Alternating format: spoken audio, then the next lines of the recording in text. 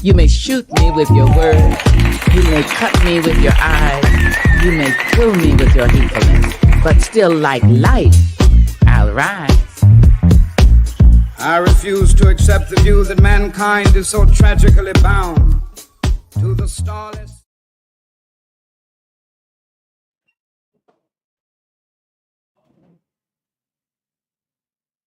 Give it up for the host of Black Newsbeat, Leslie Avila!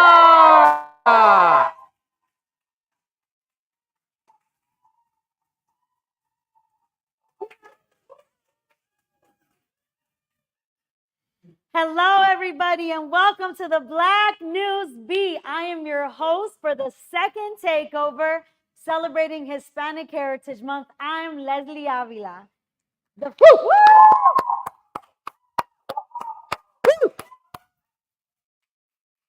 In the first episode, we were joined by guests that were celebrating their Latin heritage. They were celebrating the work that they do in the community and different events that they have coming up. So today, we are joined once again by amazing guests, proud of their heritage, proud of where they come from, proud of the work that they do. I'm so excited to have them. A big thank you to Open Stage, to YPOC, and to Dr. Kamika Campbell for passing the torch. Woo!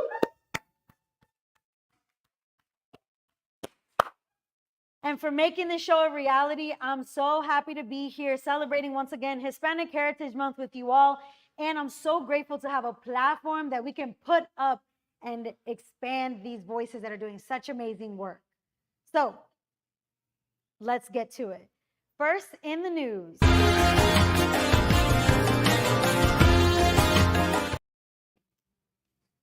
Puerto Rico right now is up for its governor election. As we know, Puerto Rico is not a state. It is a territory of the United States. But the Puerto Rican political party, the PNP, is fighting for Puerto Rico to be the 51st state of the United States of America. But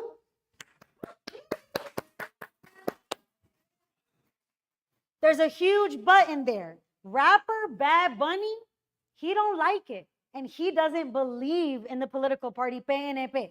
In an interview, Bad Bunny went, Jennifer mentirosa, muerte al PNP, a todos los corruptos. To all the corrupt people in Puerto Rico, Jennifer, you're a liar. Jennifer Gonzalez is the front runner of the PNP political party. Why doesn't he believe in her? Why does a lot of people love PNP? There's a lot of things coming up, and that's for us to do the research and for you to make an opinion about. Next up, John Leguizamo is an amazing Latino, and he is an amazing activist. At the Emmys just now here this year, he said that not complaining wasn't making a difference. It wasn't making anything happen. So he decided to start complaining. In 2018, he released Latin History for Morons on Netflix, which was a big hit. And this month, on the 27th of September, he is streaming his new show on PBS, American Historia, the untold story of Latinos. This show is going to be huge. John Leguizamo really knows that Latinos built this country as well. And a lot of our story isn't really told in history classes for elementary, middle, or high school students here in America. Super excited for that show. Once again, you can catch it on PBS on September 27th.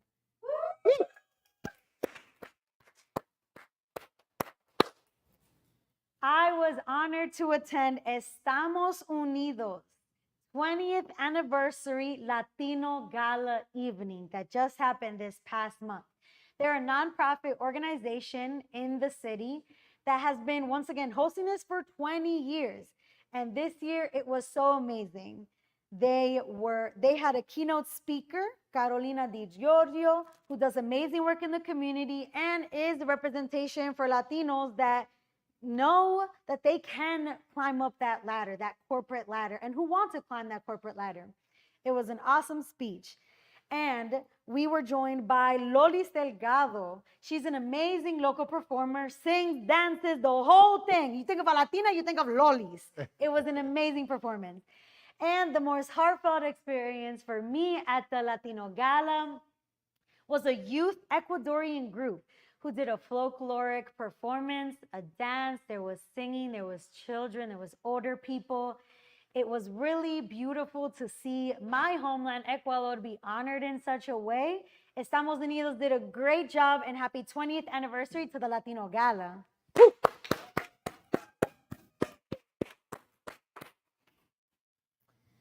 Okay, so right now at the Susquehanna Art Museum here in Harrisburg, you can go watch the installation Queremos Justicia. This installation was curated by Jasmine Rivera. She's an activist in Pennsylvania, and she's been at the forefront of the Shut Down Burks movement. Shut Down Burks was a nonprofit organization that started in 2015, and they stopped doing the work in 2023 because their goal was achieved. The Berks County Immigration Detention Center was closed in January of 2023. Can I hear some noise? I don't care what you think about immigration. I'm not here to talk about that. This detention center, though, has been found of being disgusting, below level cleanliness. There was kids in there as little as 6 weeks old. They were detaining kids, mothers, and families. No matter what you think about immigration, it's a human right to be taken care of, to be clean, and to have your voice heard. So it is a great victory for everybody to know that this detention center was closed down in January of last year. This is so amazing. Right now at the Susquehanna Art Museum, you can go see this installation, which tells you of the story of the journey of Shut Down Burks, once again from 2015 to 2023. And one of the biggest installations in there is the one, if you're watching live, that you see right up here, Familias Separadas. Familias Separadas is by the artist Michelle Rivera. And it was a huge installation, and they have Libertad made in flowers that were actually being made by the hands of the women who were held at Berks County Detention Center. Also, along with this, one of the documentaries that is showcasing in this installation right now is Las Madres at Berks, which is a documentary that interviews the women that were held there, and you can hear all about it. So go check that out. It's going to be until November 2024, this exhibit at Susquehanna Art Museum. Woo!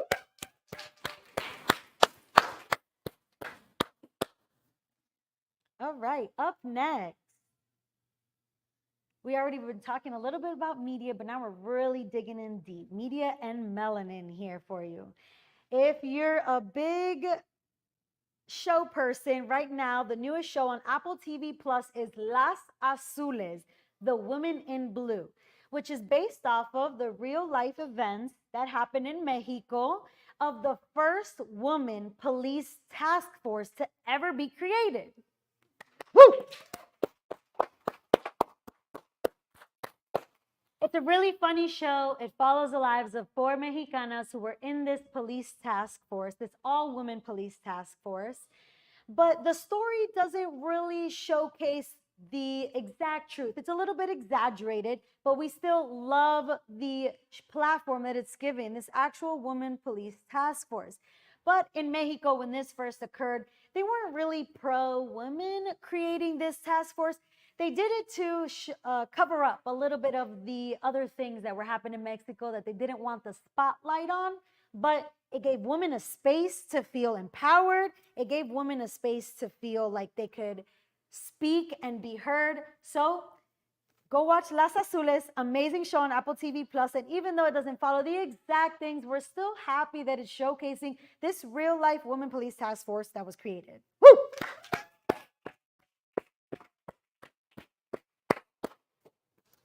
Like I mentioned earlier, the Emmys just happened here in 2024, and it was a big year for Latinos. It was really exciting. Not all the Latinas that were nominated won, but the first Afro-Latina to win Outstanding Supporting Actress in a Comedy, took it home for the night. Lisa Colon Sayas she earned an Emmy for her role in The Bear. She was really excited to represent all Afro-Latinas up there. And when she went up there to accept her statue, she said, to all the Latinas who are looking at me, keep believing and vote. Vote for your rights. So congratulations to Lisa Colon Sayas and the Latino community for this big win. Woo. Up next, as I mentioned, not all the Latinas that were nominated won, but it was still a huge win to know that the first Latina trans woman was nominated in a major category for supporting actress in a limited series. Woo! Nava Mao is the first Latina trans woman to be nominated for this, and her role was in Baby Reindeer. So if you didn't go see it, go check it out right now.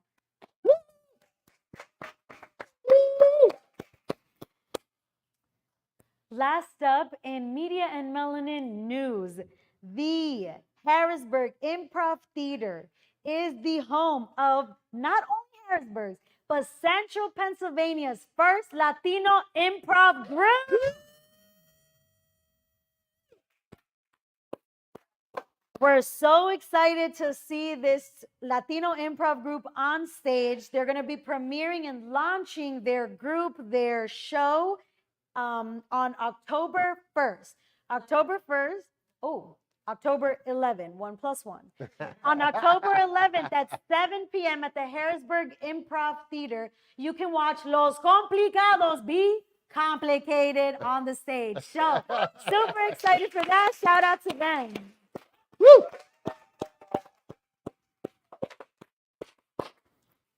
That was it for our media and melanin. But before I bring up the amazing guests on stage, you know, Spanish people love food. So here's a segment that we created.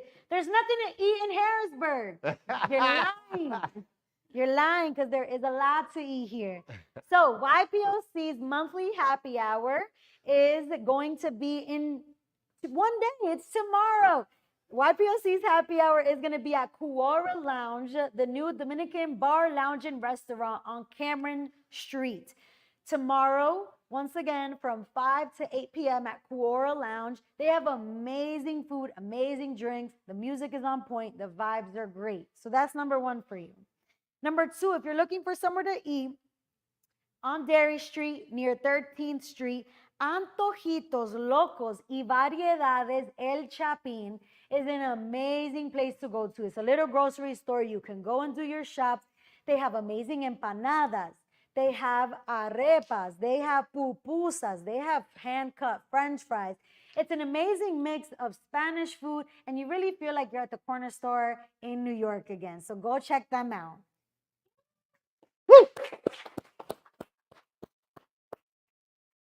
And for your third place to go eat in Harrisburg, my beloved downtown Harrisburg is home to Arepa House. They opened up a couple years ago. Their arepas are off the chain. They're amazing. Even if you're vegan, you can let them know, can I have no beef? They're going to look at you a little crazy, but it don't matter because, you know, Latinos love meat. But if you go there and ask for whatever you want, they're sure to give you it. They also have an amazing sugar cane juice. Make sure you ask for that. We love Arepa House, so thank you for feeding us when we're hungry. Woo!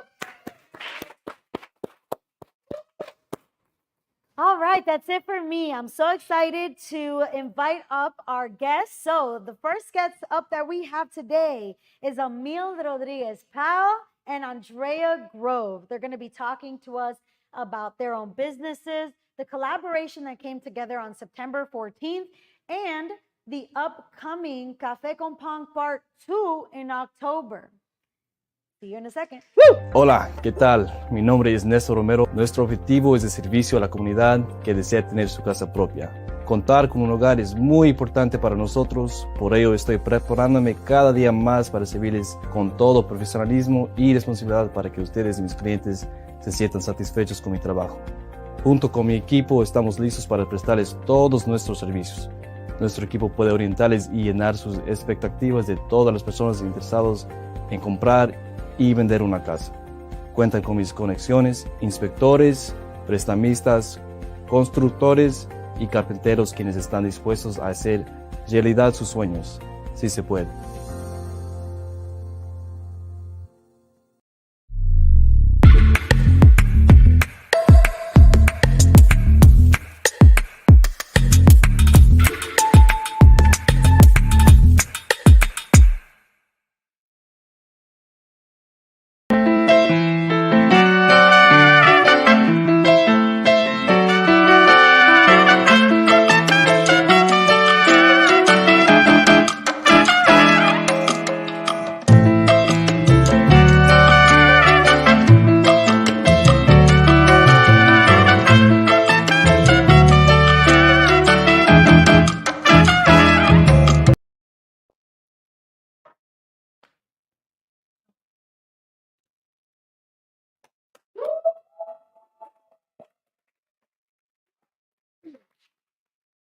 And welcome back. We have our amazing guests up here, Emil Rodriguez Pal and Andrea Grove.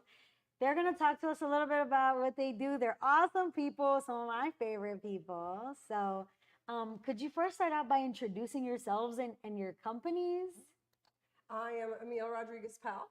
I am the owner of Slice of Life Photography. I specialize in teens and kids and high school seniors. And then I own a second business, Source Creative House, which specializes in branding and headshot photography. And it's through Source that I'm teaming up with Leslie and a whole bunch of other badass Latinos in our community to bring some fun stuff together for Hispanic Heritage Month. Amazing. You're awesome. And I'm Andrea Grove of Elementary Coffee Company, and we're just a community-oriented coffee shop that roasts its own coffee and engages in any way possible with the community.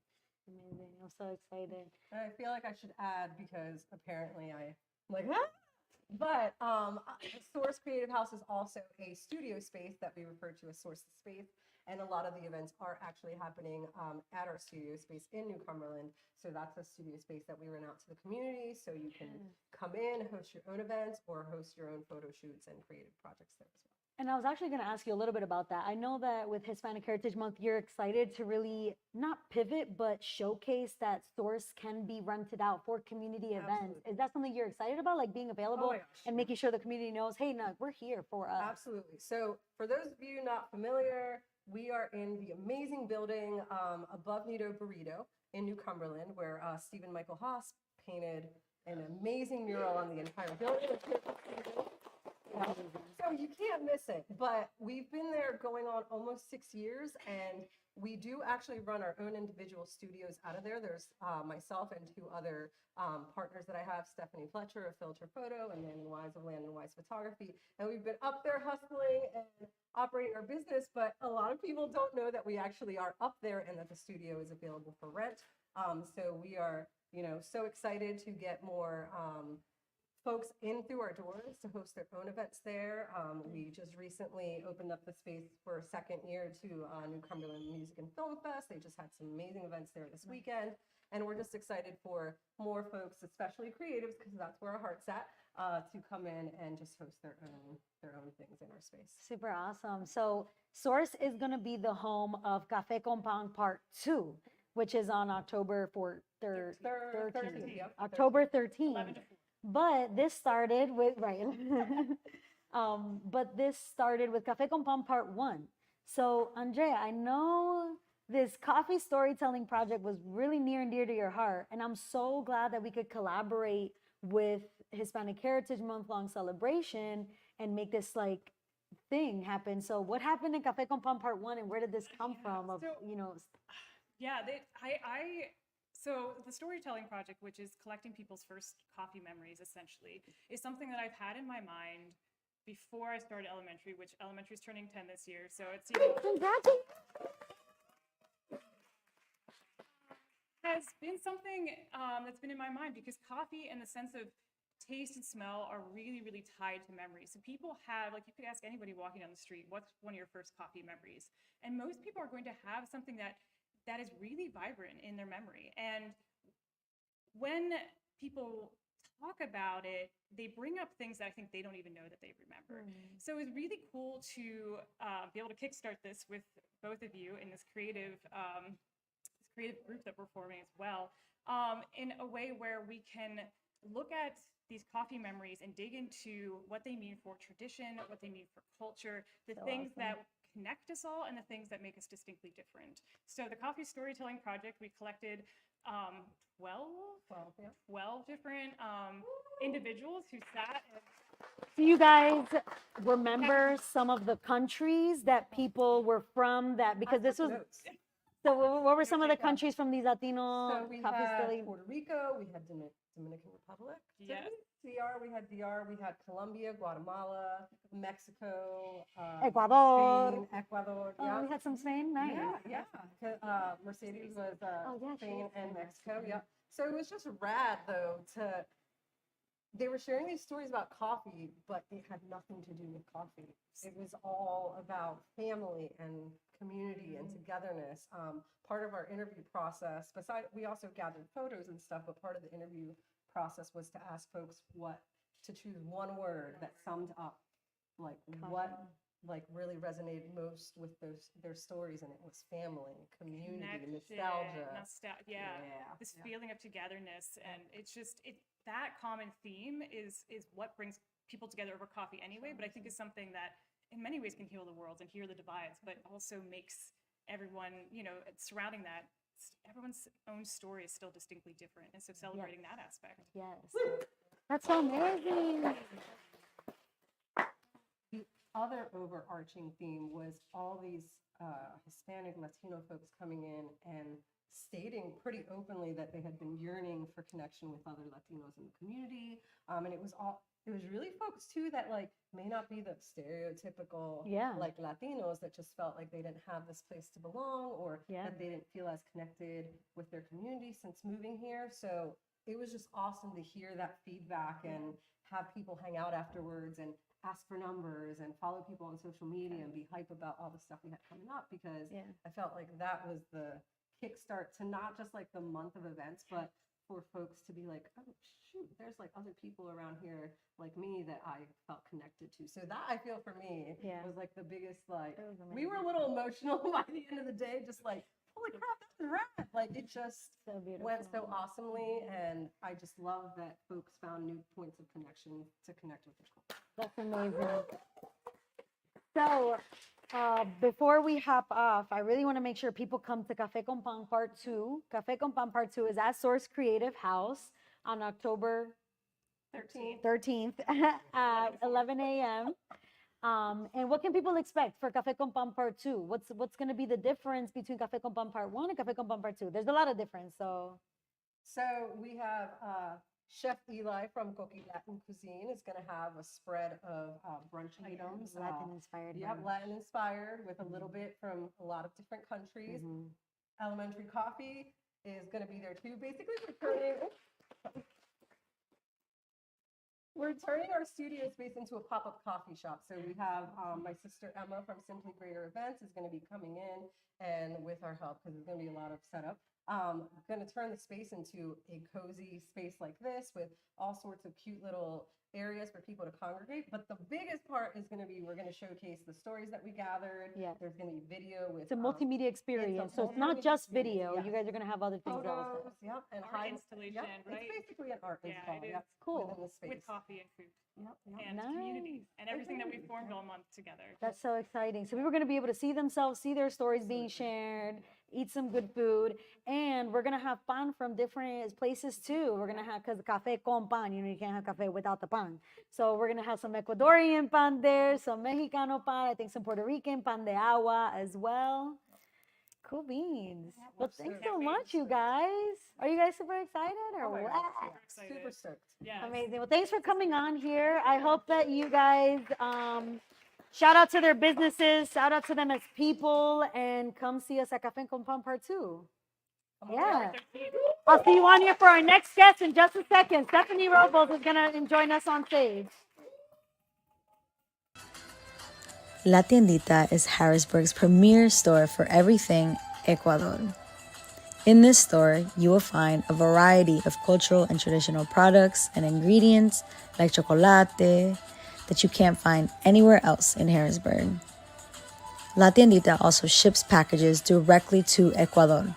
If you have any family or friend, you can also do a direct money wire transfer to their bank account in Ecuador. La Tiendita is open every morning at 8:30 a.m. and you can find them at 3126 Sycamore Street right here in Harrisburg.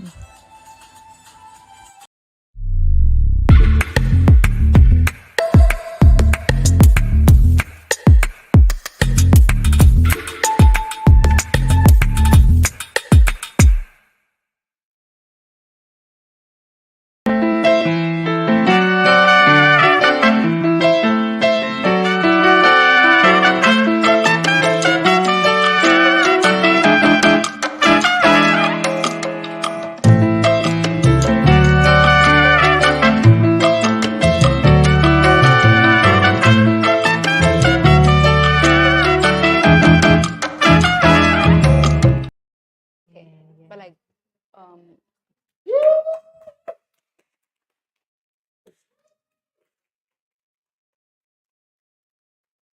Listen, you get two Latinas on a couch. We're just going to keep talking. I don't know every word. So, okay, welcome back to the Black Newsbeat, everybody.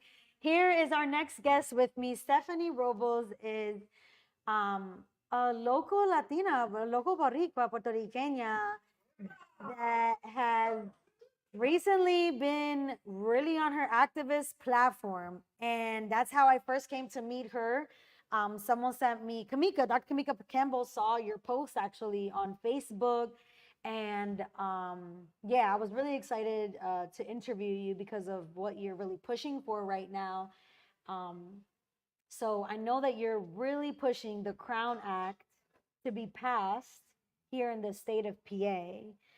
Specifically, I know that your family has gone through some discrimination for their hair, and specifically, you know, being from the islands, being Latino, being Afro Latina, being cultural. Sometimes hair is long, like that's the norm in some countries, and so to know that that's still happening, like in 2024. So, you know, I really want to make sure you have this time to speak what's on your mind. So, why are you so passionate about the Crown Act getting passed, and how did that impact your son? If you want to tell us a little bit more about him and everything that's happened. well, actually, it's pretty much a long story, but I'm gonna start from the beginning.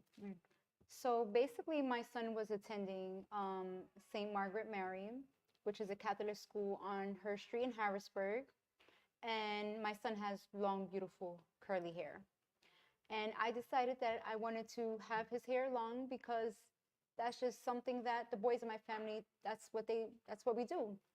Um, Now it's definitely a normal thing, you know, being Puerto Rican, a lot of guys have long hairs. It's a part of our culture.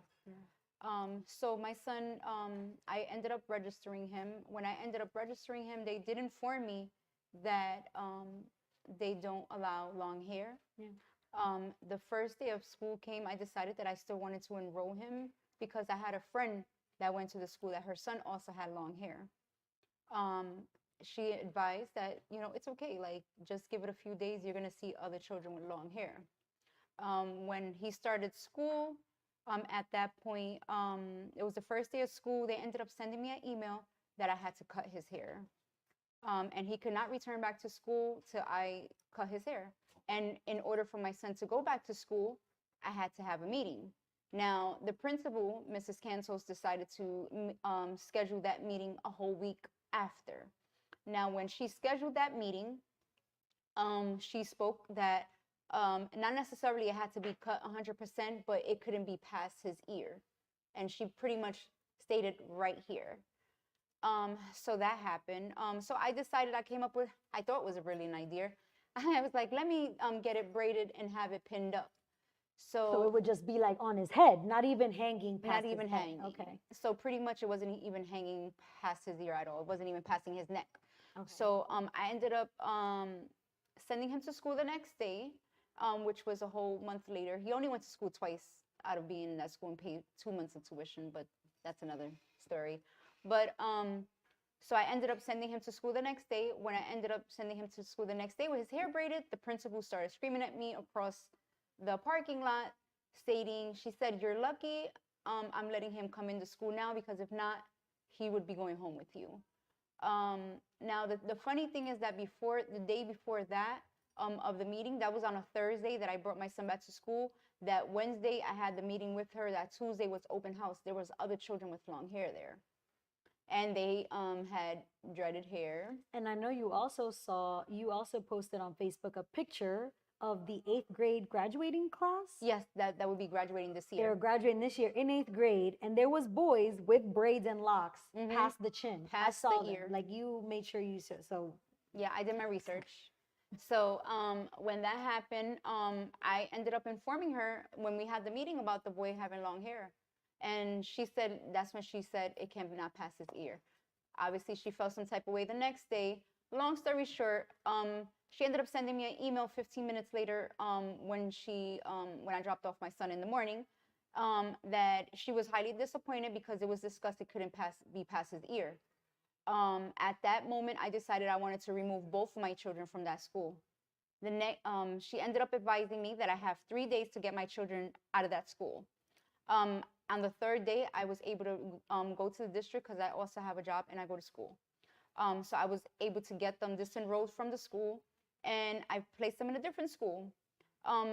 That next day, which was a Thursday, she ended up calling CYS on me. And when she called CYS, the worker called me stating that there was a report on me of negligence because of my son being out of school. Now, I ended up informing her my son was out of school because she was preventing my son from coming to school because she said he couldn't come back. He couldn't come back. And she had made that first appointment, that first meeting, a whole week after. So you couldn't take him that whole week until that meeting was held. Absolutely. So I informed her that. I told her, I already have him in a different school. She advised, she said, listen, I'm on your side. It was pretty dumb on why she called. I'm sorry this happened. I put in a report. We're not even going to investigate any further. Nice, yeah. At that point, I never did nothing after that. I never emailed. I never called. I never even posted at that time on my social media. The next day, she ended up calling the cops on me because she said that she feared for her life because, and I'm going to break it down more to you, but she feared for her life because I did make a post because I was upset that she called CYS. Because I feel like as a principal, you're withholding my child from attending school because of hair. I understand rules and regulations, but technically in the member handbook, the school handbook, it shows 1 through 8th grade. And he was in kindergarten. So he wasn't even privy to those rules yet. He didn't even. Yeah. And I also want to make sure I touch on, like, the fact that she was calling your boy a girl. Yes. He was, like, calling him a girl. Like, yes. You look like a girl. Like. Yes. The first day that I had brought him to school, she misgendered him. And she said, is he a girl? But my son was dressed like a boy. Nothing was like a girl. He doesn't have no ear piercing, none of that. And she was saying this to other parents as well. And she was definitely telling other parents that basically their son cannot have long hair because there was another little boy that had long hair and he looked identical to a girl. And she even spoke this in front of my son, that it had my son question his own self. He said, Mom, I'm not a girl, I'm a boy. And how old is he? He's 5. Wow.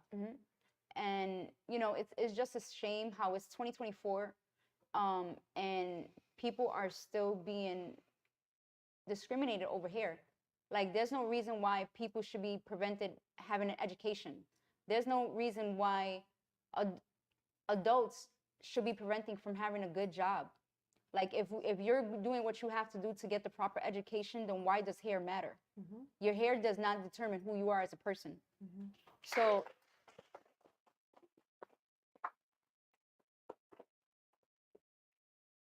my fight is I'm pushing, like, the Crown Act has been stipulated in 24 other states, and it's been up and running since 2019. What I'm pushing for is to make sure that the Crown Act is passed in the state of Pennsylvania. And I am not going to shut up. I am not. Like, one thing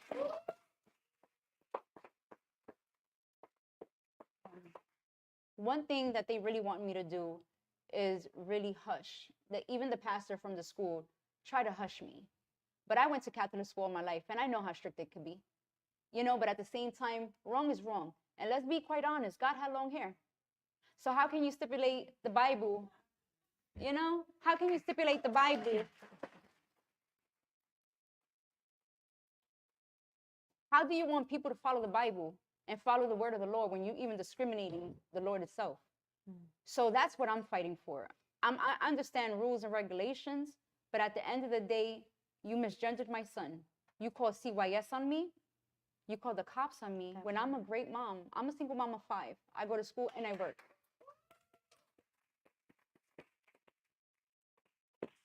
And no negligent parent is going to sit here and pay for Catholic school. That's very expensive. Yeah. And then, even the police officers, he was like, this is crazy.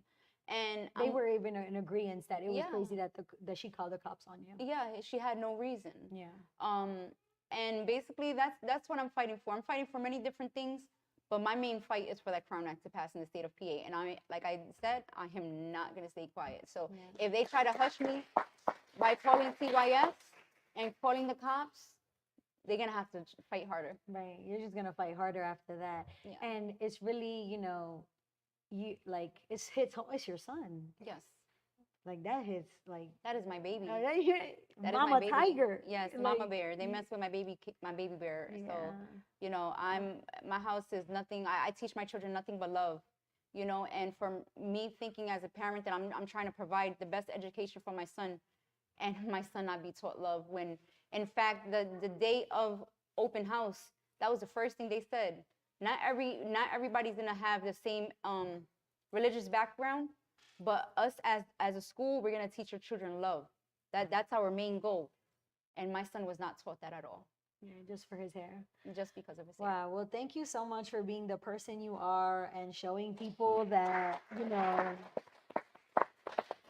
when you are hungry for something, when you want to see change, sometimes you just got to do it. You just can't shut up until, people are listening. So, the representatives that have sponsored the Crown Act, they're amazing. Yes. You're amazing. You're down here on the ground doing the work. So if you don't know about the Crown Act, make sure you look it up. Talk to your representatives.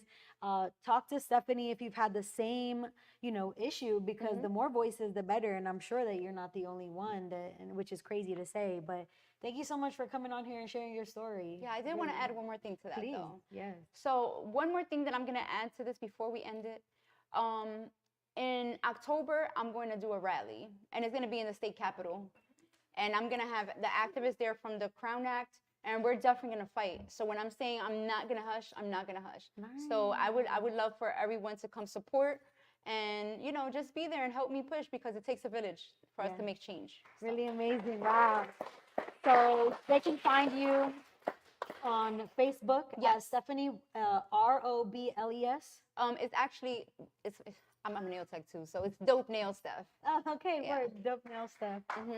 On Facebook, if you want to join her rally in October, that's so powerful. Thank you so much. Thank you so much. Thanks for I adding that appreciate little you. piece. That's a call to action. If you're passionate about this, join her. And next up, our next guest, we have Liliana, who's going to tell us all about how she's the first minority woman, another woman fighting for the cause, first minority woman in the state of PA to have a hemp license to produce and manufacture. See you in a second. Thanks for being here. Helen Peguero is a Latina teacher with a specialization in bilingual special education.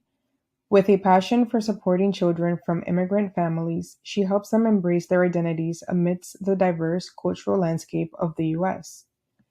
Her bilingual children's book, Elena and Her Curly Adventures, aims to teach young readers the importance of self-love and acceptance. Through her work, she empowers children to celebrate their uniqueness and thrive in a multicultural world. To purchase Elena and her curly adventures, you can visit Amazon or www.helenpeguero.com. Leslie Avila just published her book, Journey to Freedom, and states, if you love women, read this book. And if you hate women, read this book as well. Have you ever seen such eyes? These eyes so wise, these eyes that mesmerize. You're invited to grab a cup of delicious, delightful hot tea while you read this book in order to enjoy to its maximum capacity. Welcome to my delightful world. I invite you to leave your world behind and step into mine for just a period of time. This book was written for you.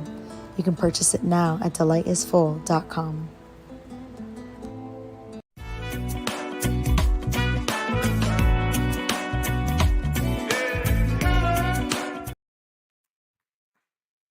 Thank you so much for staying here. Stephanie's story was so powerful. We have another powerful story to end our night with. Liliani Colon is here with us. And like I already piped her up and gonna hype her up again, the first minority woman to have a license in the state of PA to produce and manufacture hemp. And your stuff. And your story, how you got there, is crazy. And just like where your company is now and how passionate you are about really making sure people get their medicine, it's just everything. So I'm so excited to have you on. Thank you for having me. I'm so excited I got to be here and it worked out, and thank you. I really appreciate it. And this week is Black Cannabis Week. Black Cannabis Week in the state of PA. Busy. Yes. Tell us a little bit about Black Cannabis Week and your involvement in it. Yes, so Black Cannabis Week, it's been going on for 7 years. I just got introduced 2 years ago as to come on and speak. I've been a farmer and cultivator and processor for Pennsylvania since 2019. So when I found out about Black Cannabis Week, which is hosted at Temple, I went there and I just met people and they're like, who are you? And I'm like, yeah, my name's Liliani. They're like, well, what do you do? I was like, I'm a hemp farmer. And they started like, they're like, I think, are you the first? And I was like, I don't know. So I started looking into it and I was like, oh, shoot. Not only am I the first female minority farmer in Pennsylvania to have one, I'm part of 0.4 women in Pennsylvania that have a farm. 0.4. We need to get that number up. That's so crazy. It's crazy. I mean, how much is it to get a hemp license in PA? So the reason why I have a hemp license and not a medical marijuana license is because a marijuana license to grow in Pennsylvania is $1 million. I'm first generation here. Neither one of my parents are from the United States of America. My dad's Puerto Rican, and then my mom's from the island of Tonga. So they came here not knowing English, having to learn. We don't have $1 million. Not even anybody I know has anything like that, near that, or anything. And 30,000 of it is non-refundable. So if I don't get it, I don't get $30,000 back. Like I need every dollar. I didn't even know So the hemp license is more affordable. It is still the same plant. It's a cannabis, just like we have a tree. Then you have pine trees, apple trees, tomato trees. It's cannabis. And then you have marijuana and hemp.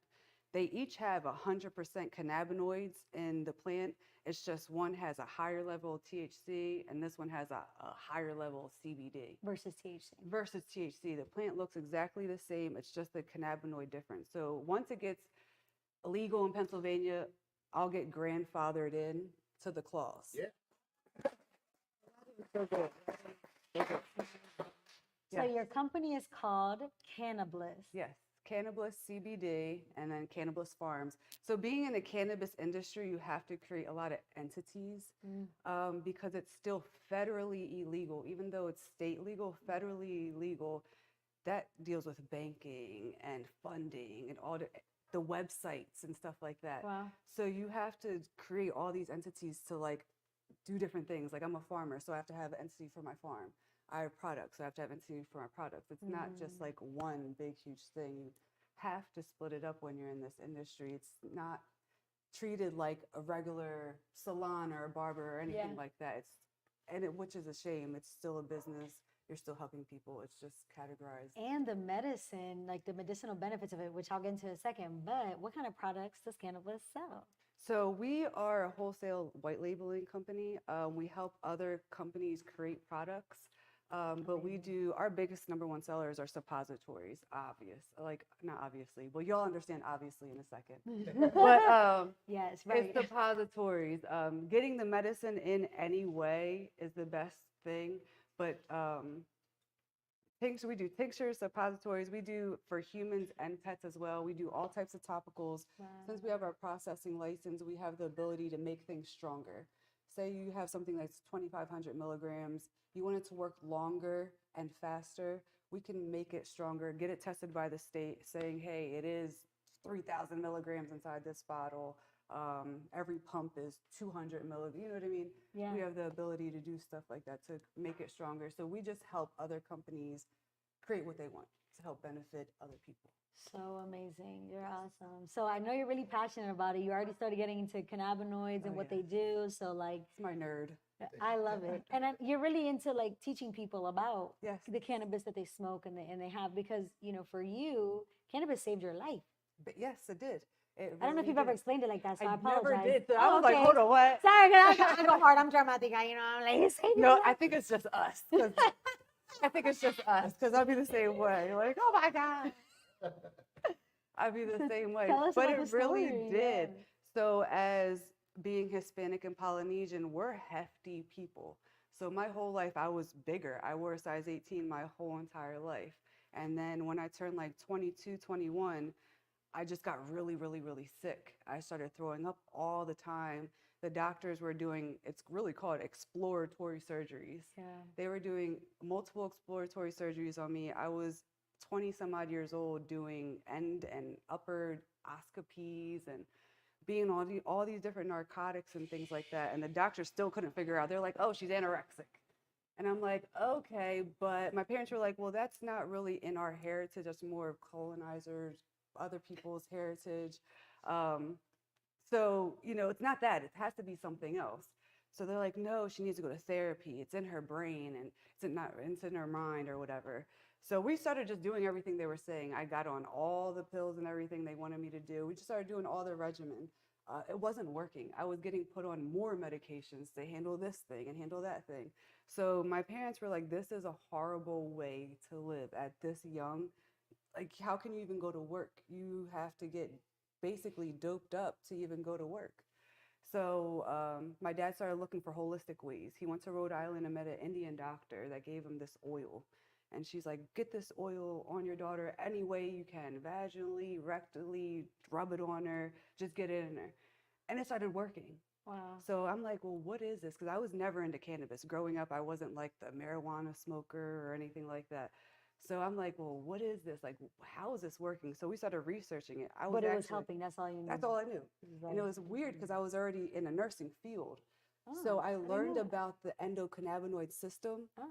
And then it's a cannabis plant that has nothing but cannabinoids.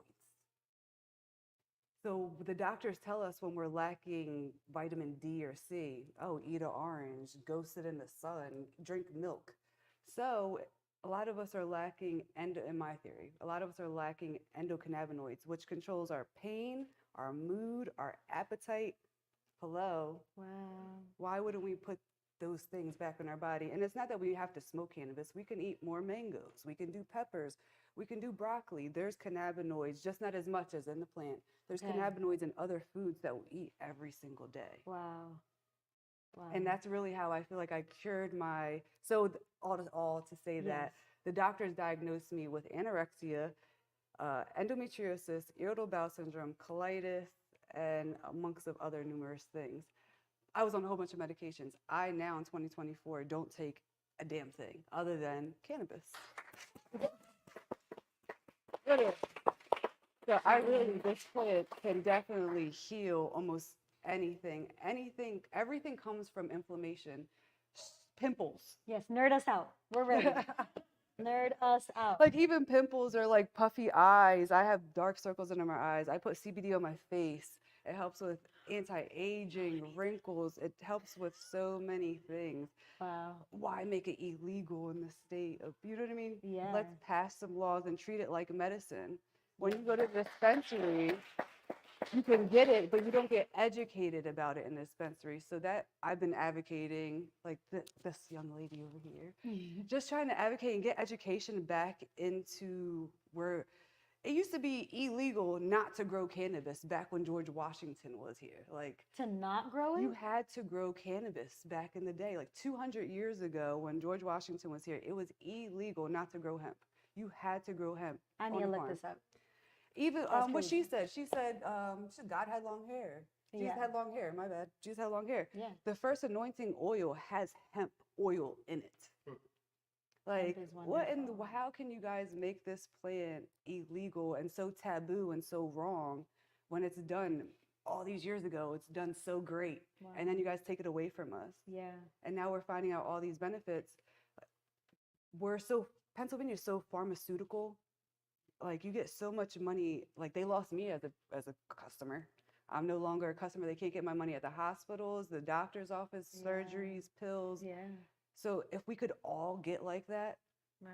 Yeah. Put them out of business. yeah, That's why it's they a say shame to that, say right? because my mom's a nurse, my best friend's a doctor. I was gonna ask you, how does your family feel, or how have they seen your experience of you and hemp, and have maybe changed their views, or has helped them too? Girl, you know we're Latina. It's like, like, no. Marijuana? Yes, yeah, exactly. La Mari? Yes. It is like, oh no. So it was very like, oh no, like, I think I'm the only female in my family that does consume because of medical reasons. But my whole family, like even all my aunties and my titis, they all know like she needs her medicine. And that's what they saw what I was going through. And it was to the point where they were like scared to come around me because I would eat and I would start throwing up. And who wants to be around that? Like nobody really wants to see that or go through any of that. Before the hemp? Yeah, before I could figure out how to manage my symptoms, I was just like, horrible. No one wanted to be near me because I was just like, when is she going to get sick? When is she going to get in pain? When is this going to happen to her? Like, when is her crisis going to happen? And then how do we handle her?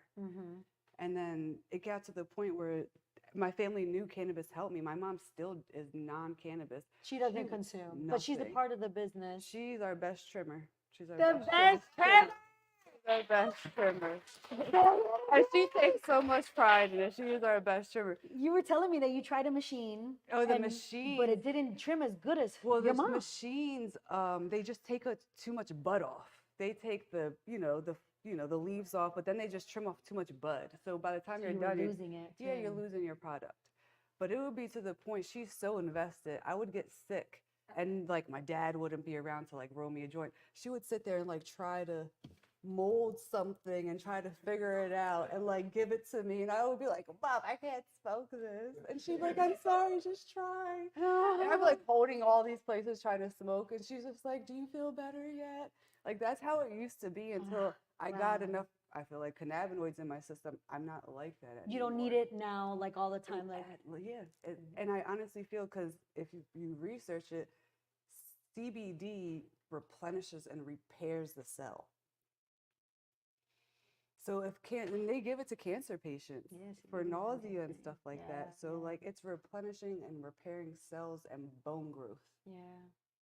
Like that makes so much sense to me. Why just take it, just do it. Amazing. I mean, if we're already doing like all these other narcotics, why not just add this in the regimen and it's or try it out for anybody who's nervous. Like just try it out. Give it a try. You're already doing all these things anyway. Yeah. Just try it. You were also telling me that you give your grandma some product, but she doesn't know that. Back to that Puerto Rican thing. She's like, you don't tell her it's cannabis, but it works for her. It works for her. And if she knew that we were, well, her English is not that great. But yet, if she knew that we were sending her to roll out, it wouldn't work anymore. Like right now it's working and she can walk up and down and pick apples and the mangoes off the stuff, the trees. But if I told her that there was CBD in there, oh my God, it's giving me a rash. Something's happening. No, no, it would be trash. Like, so That's it's so still funny. very taboo. Even on my mom's with the Polynesian people, they're still like a big no. I'm still looked at as the black sheep, but I always try to educate of the, I'm not in it just to get high. I'm in it for a benefit. I always tell people, remember how I was? Yes. Like, remember how it was like that? I'm not like that no more. That's like the biggest thing you could give them. Yeah. This is a pure example in front of your face. Yeah. And the reason why I even got into it is because I wanted to create affordable medicine. So when my dad was buying it, it was $50 to $75 a gram. $75 a gram. A gram Back of in the day. oil. Yes. Of oil. That's crazy. Of oil. And I would need like 3 grams a day to help me get through my day with my nausea, pain, anxiety, with everything. That's like over 200 a day. Who can afford that? I can't afford that. And then who could afford that every single day? And then when I have a crisis, because when you get on your period, it's worse. So when you get on a crisis, you need more. So that's how we got into it. How can you make it? Then we found out that, oh, dang, Dad, you're an electrician. Oh, your best friend's a plumber. Oh, my brother's a mason.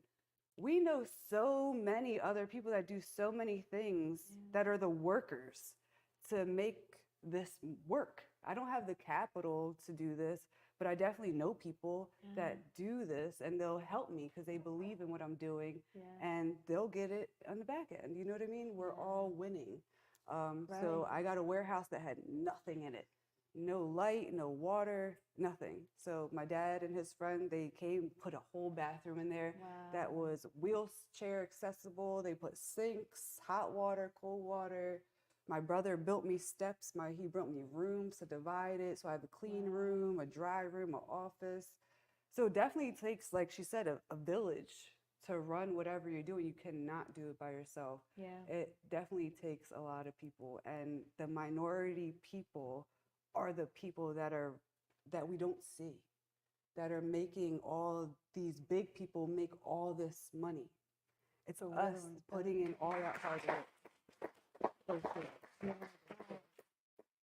And to bring people together to create something that they would benefit off of and be part ownership, feel proud, you know, feel like they're honored and seen in community.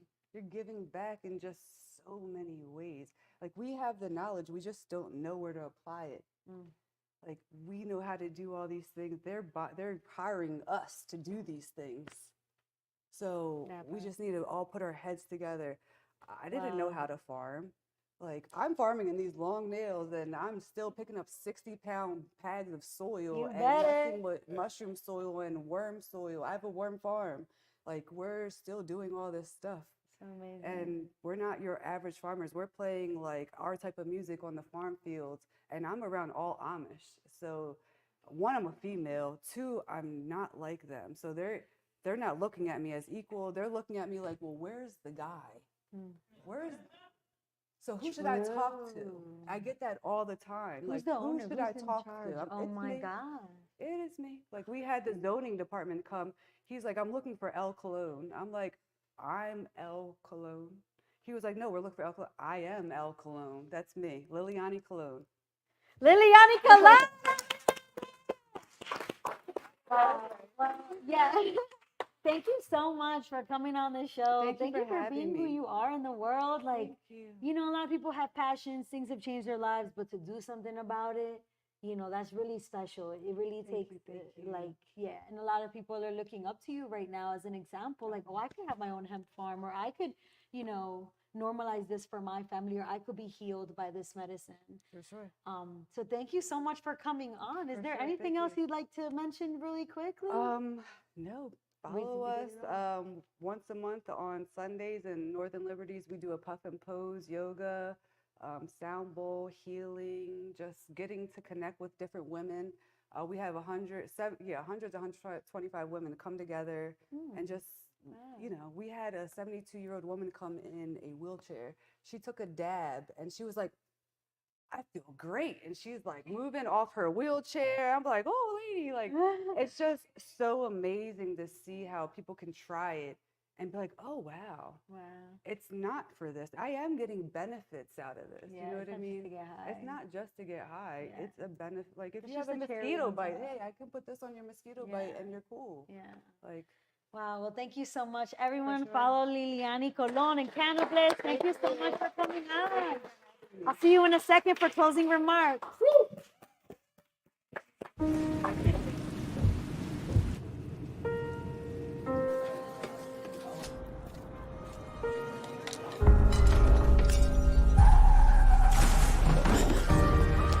Call 911. I'm just gonna apply some pressure, okay?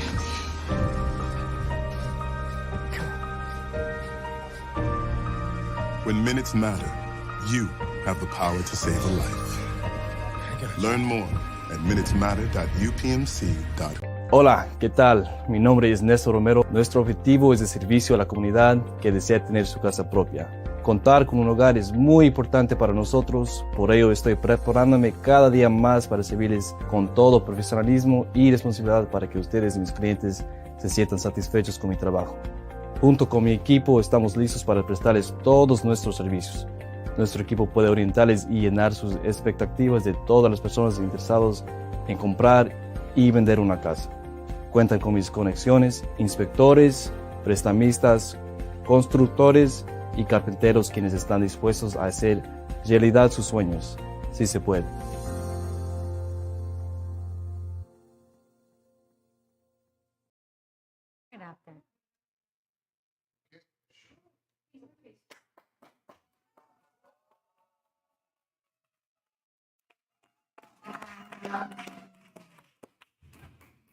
Well, if you're on our live show, thank you for sticking with us, and you're welcome for all the amazing people we all brought on. It takes a village to do this.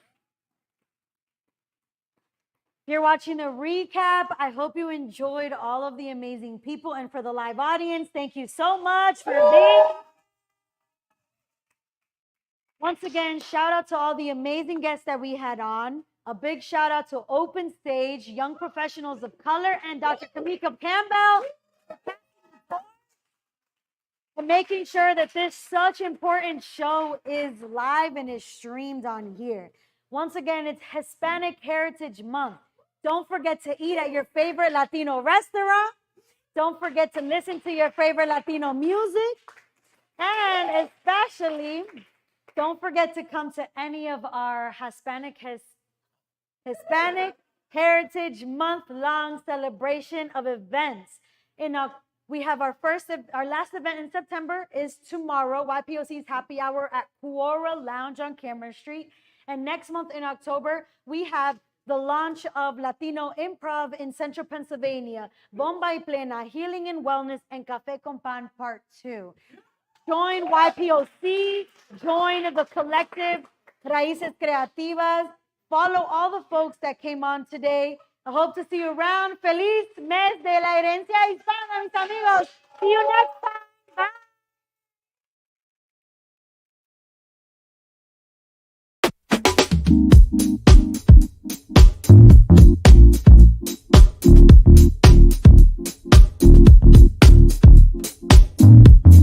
You may shoot me with your words.